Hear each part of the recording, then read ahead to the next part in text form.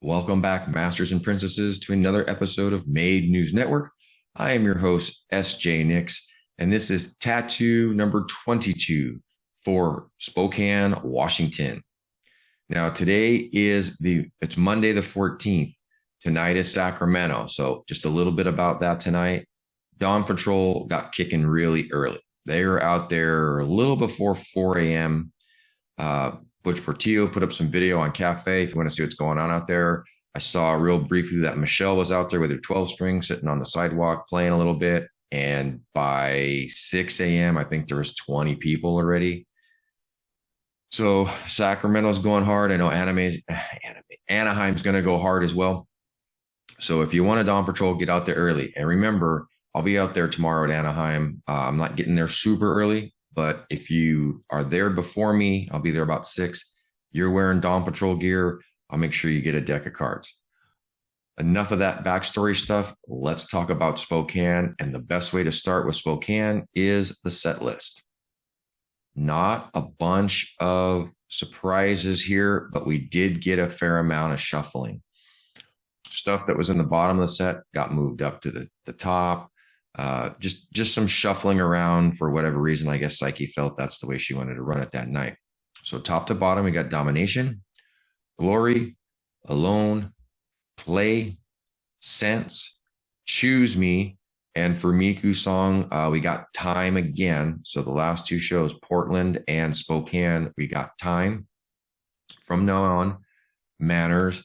YOLO is the one that got moved. It was higher up in the set for Portland, but it got bumped to about mid-set. In fact, exactly mid-set, song number 10.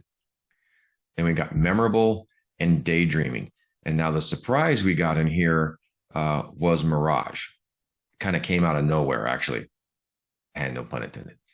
But that was cool. I don't think I've ever heard that one live. That was kind of interesting. And when I heard the little recorded entry for it, I'm like, ooh, okay, something different. That was really cool. It was fun to hear live. That's not something you don't get a lot of Conqueror stuff. So when that comes up, it's always fun. Into Dice, Hate, then Freedom. And then like I said, the bottom got shuffled around a little bit. Unleash had been riding much higher in the set earlier in this tour, and it's worked its way down toward the bottom a little bit. Then we get Don't You Tell Me. And then we go into Endless Story and no surprises, close it out with No God. So I'm probably going to upset a few people with this next comment. That's fine. Especially if Spokane was your first show. And I know several people who are going to watch this, Spokane was your first show. Don't get me wrong. The maids were great. The seats were absolutely fantastic because we had a place to sit. We didn't have to worry about standing at the rail for a couple of hours. You could go to the restroom, you could get a drink, you could move around, talk to other people. Super awesome experience as far as that goes. That said, the fact that there are seats changes the energy dynamic for that show. Maybe it was just where I was sitting. A lot of people around me had their phones out with, nice mics and were recording the set in its entirety. But there's for me, at least, there's a different energy between Spokane and Portland. Portland was completely nuts. Spokane didn't seem to go as hard. That's my impression. If your impression is different, good for you. I'm just telling you that while I really love to be able to sit and move around in between sets and chat and get drinks and restroom and whatever, there's something the energy is way, way higher when you're in a situation where you're in a cattle pen up against the rail for 2.5 hours. I just prefer that for on the energy side.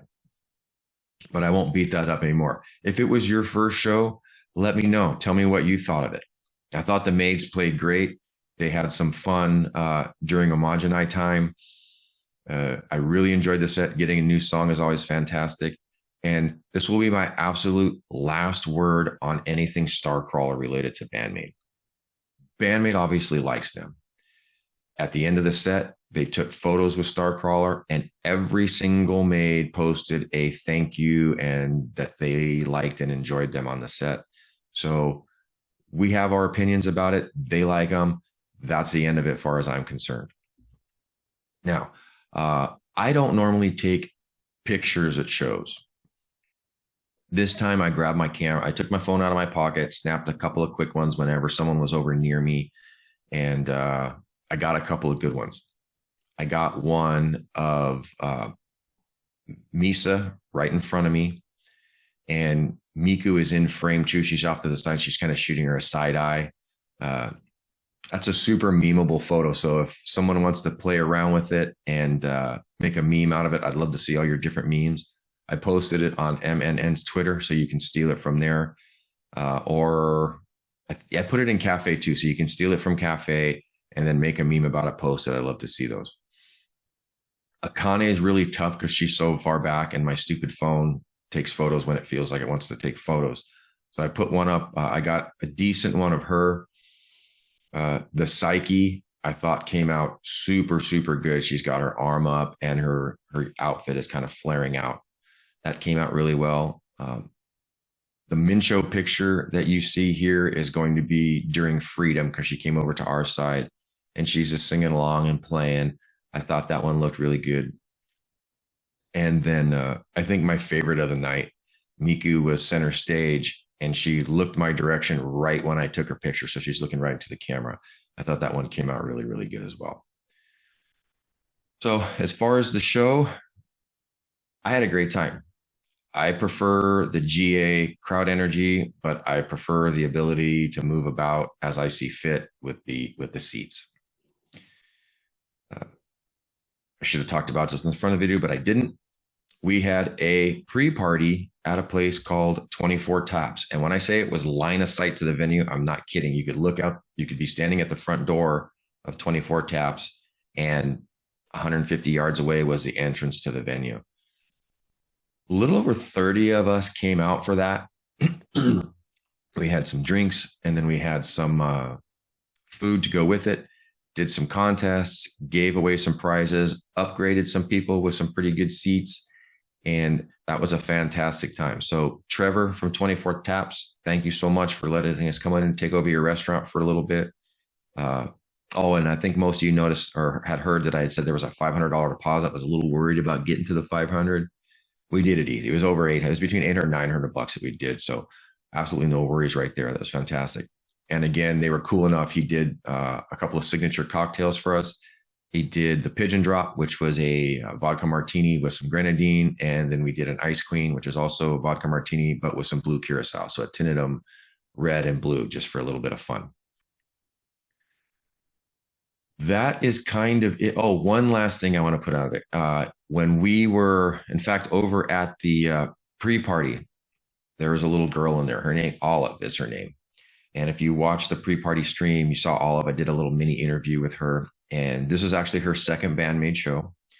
She, first time she was a big Psyche fan. So she had a blue flower. This time she's a Miku fan. And so she had a little red flower in her hair. And she made a little sign that you can see right here that at the end of the show, she walked up to the stage and gave it to Miku, and Miku took the sign from her. So that made her real happy. I know some of you guys get a little bent about all these kids doing stuff with Miku and whatnot. Leave it alone. I get it. You want Homogenite time to run the way the girls want to run it. But part of this whole thing is that Homogenite time is organic. If something pops up, she's going to react to it. She's going to integrate it with it. It's fine. And Olive was adorable. She got to give her sign to Miku. Everything was totally cool with that. Now, that's pretty much everything for, one last thing. That's always something. So there was an after party at Nito Burrito. This is basically a Chipotle ripoff, and the food was fine. I ate there, but it was really, really small, and there wasn't a ton of room, and there was like one dude making food, so the line was out the door, and it was a little cumbersome. Luckily, I got in there early, enjoyed the food, but I went back and had to catch some sleep because I had a 7 a.m. flight, which was not fun.